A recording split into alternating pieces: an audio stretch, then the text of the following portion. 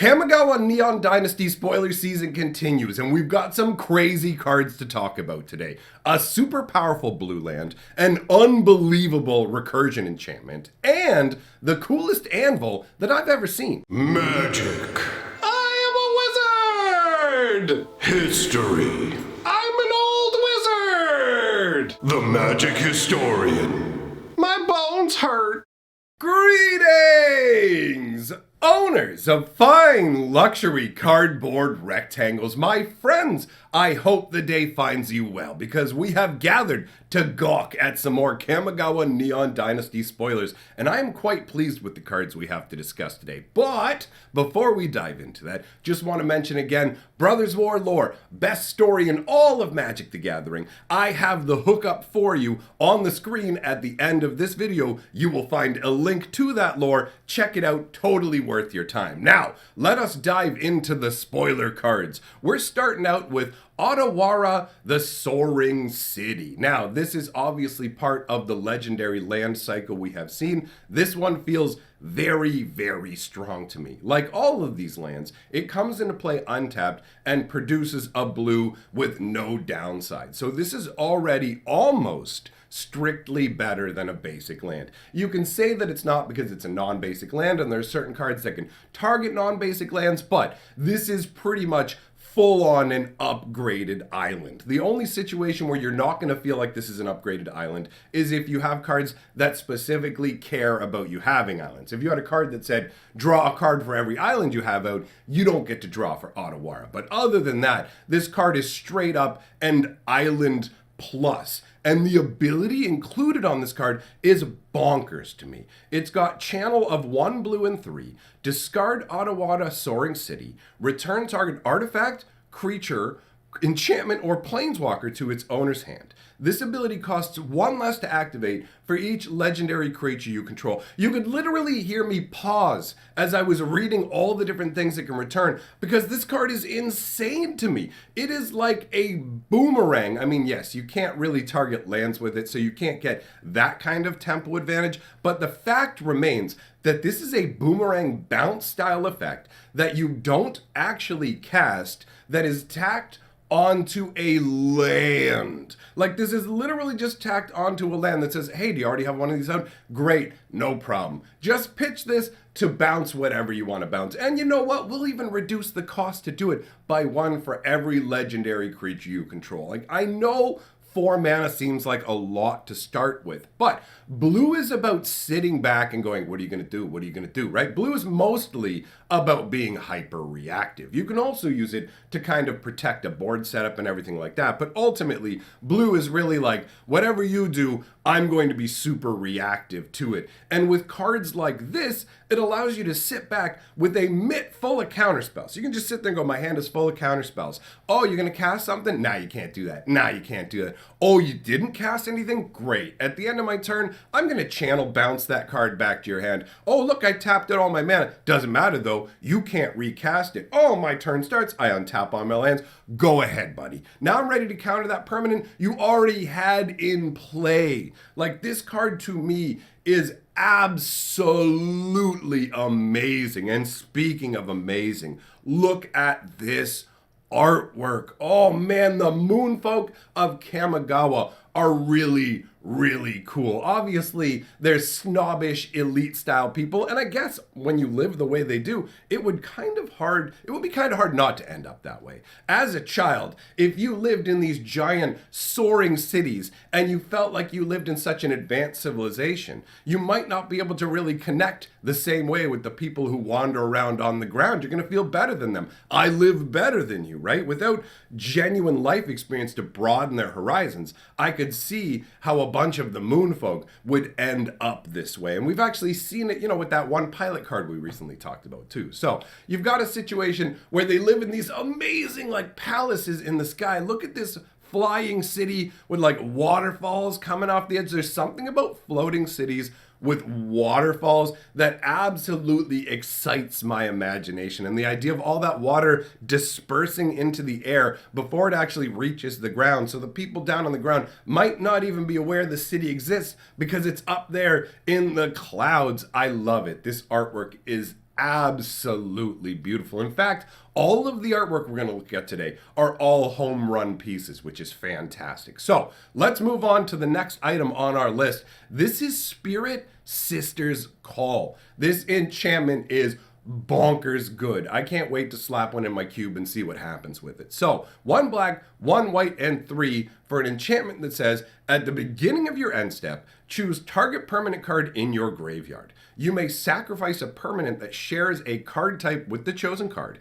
If you do, return the chosen card from your graveyard to the battlefield, and it gains, if this permanent would leave the battlefield, exile it instead of putting it anywhere else. This is a super powerful effect, right? You can sack tiny little insignificant permanents to this. Are you generating little 1/1 chumps? There's lots of stuff right now, specifically in white, that makes all kinds of meaningless little tokens you don't care about. And in black, you've got lots of great choices in terms of creatures that literally want you to sacrifice them. Look at that little shambling zombie, the 1/1 that when you ice it out, you either get to make a treasure token or give a creature -1/-1. So you can use those sort of things to just feed into this meat grinder like you don't even care. And you can get back huge permanents, right? Like this is a combo-rific device here. You can pull off all kinds of insane shenanigans with it, but just on the surface of it, even if you're not trying to really build around it, it offers enough returning value that you're going to end up ahead. It's virtually impossible not to. Sure, it's a 1-for-1. Well, I have to give up one of my creatures to get one of my creatures back from the graveyard, but it goes even crazier than that. If you have an artifact creature token, just a little 1/1 artifact creature, oh, look, you can just sacrifice that, and all of a sudden it counts as an artifact or a creature, and you can return either to the battlefield. The only thing that stops this from being truly, truly broken is the fact that after the permanent comes out of the graveyard, it does get that condition that says it will get exiled instead of going anywhere else. But seriously, tacked in together for 5 mana, this feels like it is just going to be obnoxious to face off against and a lot of fun to use, especially if you have a lot of graveyard shenanigans. You keep bringing your guys back, you have enter the battlefield triggers, and you can have creatures that bring other creatures back from your graveyard, so you can just have all these kind of stacking effects going on overall. Like, it is a really cool card from a power perspective, and also from a flavor perspective. You take a look, you can see the Spirit Sister's Call is like calling the Kamigawa dragons. If you're not aware, there is a really, really cool story, behind the Kamigawa dragons rebirth. I went into more detail when we talked about the Dragon Kami actual spoiler card, but in a nutshell, the Kamigawa dragons have all been reborn. Some of them were destroyed before, and basically Jugen got resurrected by the snake folk, went around collecting up all the dragon's essence, combined with Ryusai, they all went into an egg at the base of Boseiju, and then they burst forth as new iterations of the dragon spirits. And so you can see here, they are being called together in some big epic moment. I'm not 100% sure what's going on in this artwork overall, but it definitely looks super intense. You've got this portal of light that is stabbing these gigantic arrows down, it feels like, and there's this swirling cascade around the dragons as they're kind of flying up in to the light. So this is a cool moment. I don't think this is a story spoiler spotlight, but ultimately I am curious to see where this fits into the story. Now, let us talk about an enchantment lord, the Weaver of Harmony. This is some downright green goodness, and it's not even legendary. 1 green and 1 for a 2/2 enchantment snake druid. I love the flavor concept.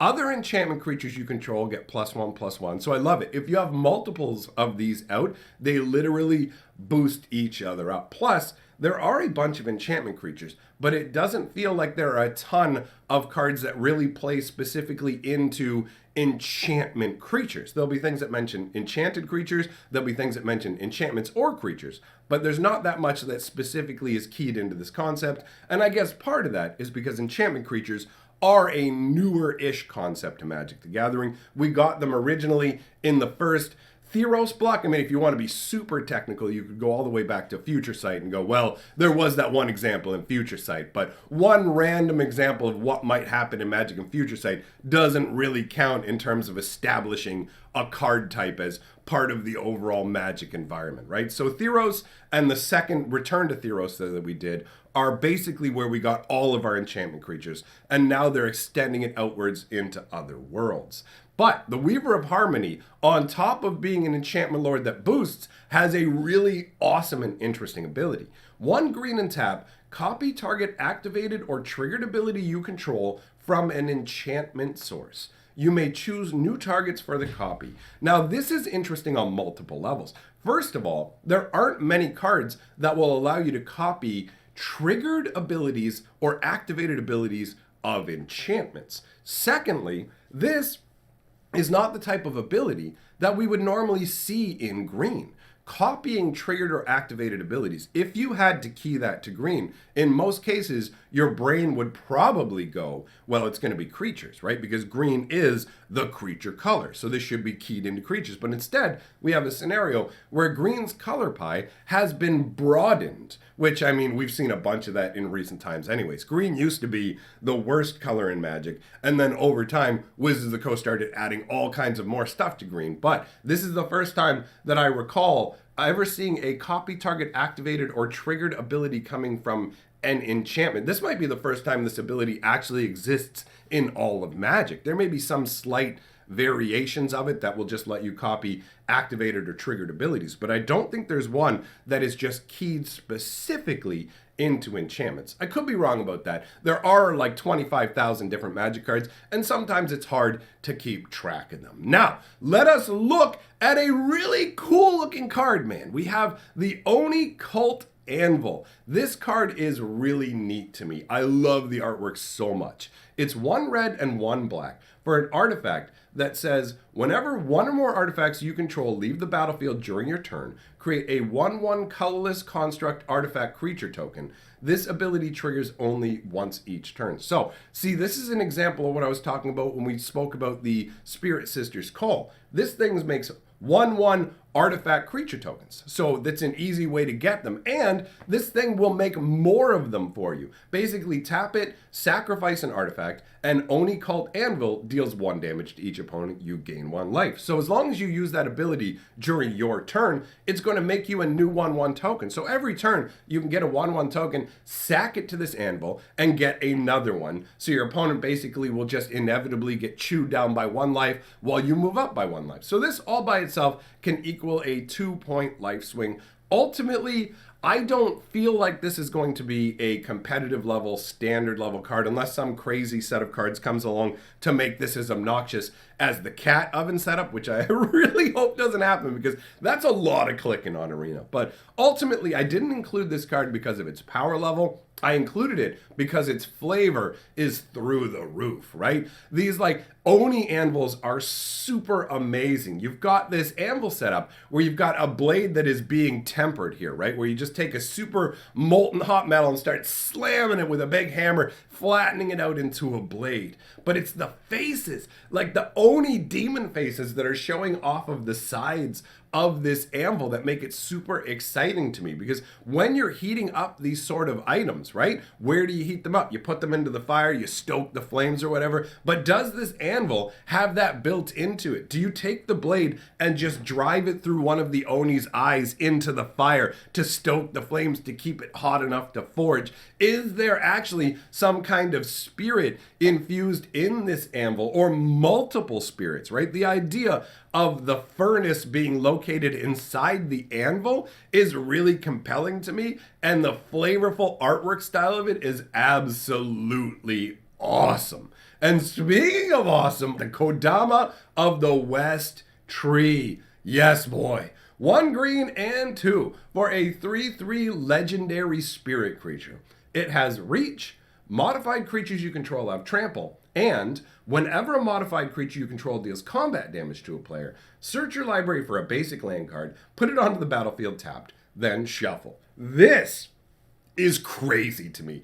I am so stoked about this. First of all, I think it's fun that we get the Kodamas of the different trees, because you had Kodama the North tree, Kodama the South tree, right? So fleshing that out, giving us all the directions of Kodamas feels great, but ultimately what you get, like, there's a reason this is mythic rare. All you have to do to make a creature modified is have it have a +1/+1 counter on it. When I saw this Kodama, I was like, bro, this is going into my green tower.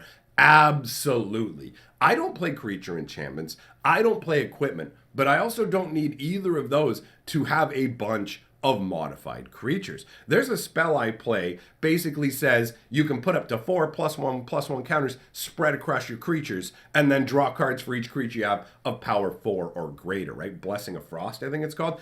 I love that card. With this Kodama, all of a sudden I can go, 4 different creatures I have are now all modified. Now they're all trample. Guess what? Mr. Giganosaurus, Mr. 10/10 Vanilla you weren't worried about, now he's an 11/11 trampler. And when he hits you, I'm going to go through my deck, grab a land, and put it straight into play. That gets absolutely nutty on multiple levels. If you're snagging a bunch of lands out of your deck, not only are you accelerating the amount of stuff you can do, but at the same time, you are decreasing the amount of lands that remain inside your deck, thus giving you a higher chance of drawing actually useful, good cards. And there are certain things now that make it so you can spend all your mana easily. Think about the Ranger class. Once you get the Ranger class up to its 3rd level, it says you can play creature cards off the top of your deck. The Autumn Willow, not Autumn Willow, that's from Homelands. There's a Priestess of Autumn or something like that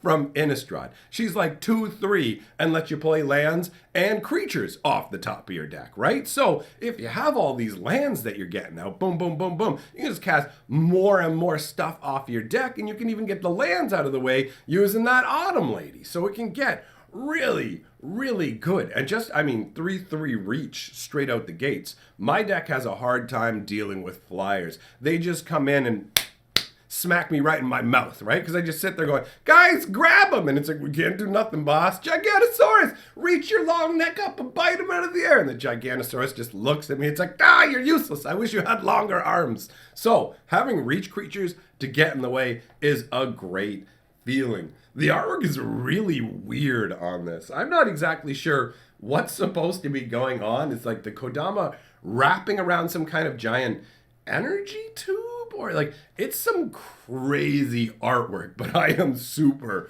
super stoked about the power level of this card. I feel like it's one of those ones when you look at it on the surface, you might go, feels kind of underwhelming, but once you see it in action, you go, whoa. Anyhow, that wraps up all the spoilers we have to talk about. I hope you enjoyed yourself, my friends. On the screen, there's a link to the newest lore video from the Brothers War lore series. Best series in all of Magic, best storyline. So, big thank you to all my patrons, and I will talk to you, my friends, tomorrow for some more good times.